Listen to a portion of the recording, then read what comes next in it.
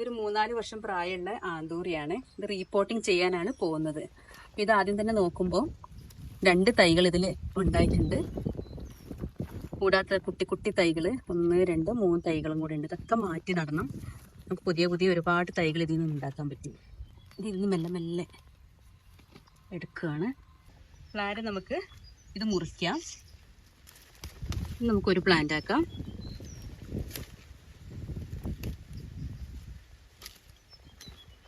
വേറൊരു പ്ലാന്റ് ആക്കാം. കൂടാതെ ചെറിയ പ്ലാന്റുകൾ സൂക്ഷിച്ച് കൈകാര്യം ചെയ്യണം.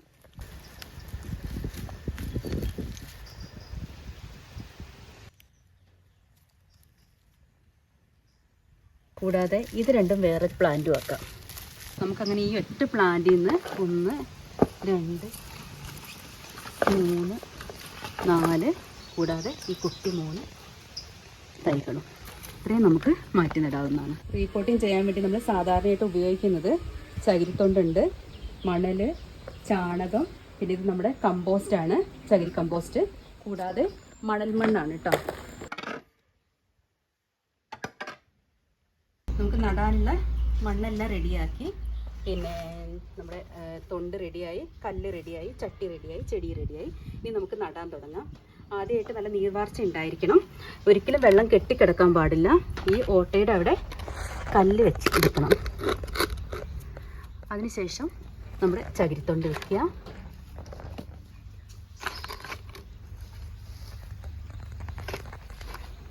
പിന്നെ ഈ മിശ്രിതം നമ്മൾ ആവശ്യാർത്ഥം നിറച്ചു കൊടുക്കുക.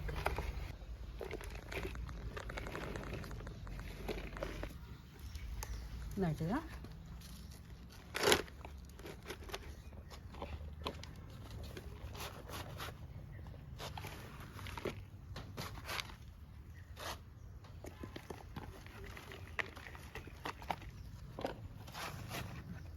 വളരെ കുറച്ച് മണ്ണ് മതിയാവും കേട്ടോ.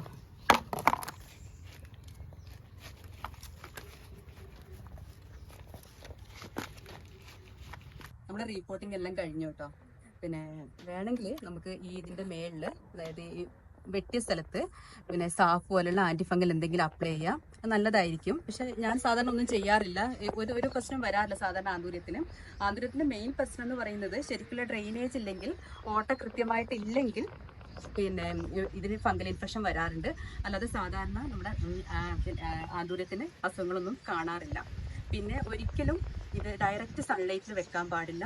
ഇതുപോലെ മരത്തിൻ്റെ ചെറിയ പിന്നെ തണൽ കിട്ടുന്ന മരത്തിൻ്റെ ഷെയ്ഡിലോ അല്ലെങ്കിൽ നമ്മുടെ വീടിൻ്റെ സൺഷെയ്ഡിൻ്റെ അടിയിലൊക്കെ ആയിട്ടാണ് നമ്മുടെ ആന്തൂര്യം വെക്കുന്നത്. ഒരിക്കലും ഡയറക്റ്റ് സൺലൈറ്റിൽ വെക്കരുത്. പിന്നെ നമ്മൾ ഇടയ്ക്കിടയ്ക്ക് വളപ്രയോഗം നടത്തണം.